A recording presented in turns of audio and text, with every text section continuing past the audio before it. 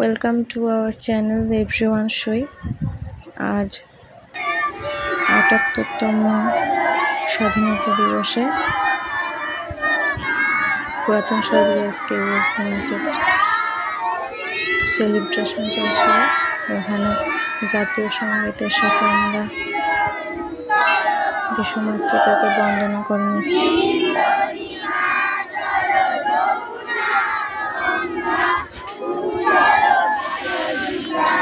আগে flag hosting হয়ে গেছিল।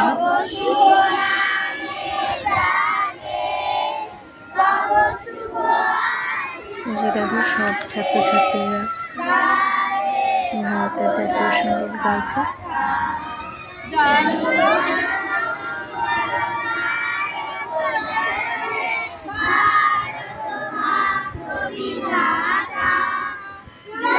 তারপরে বৃষ্টি শুরু হয়ে গেছিল,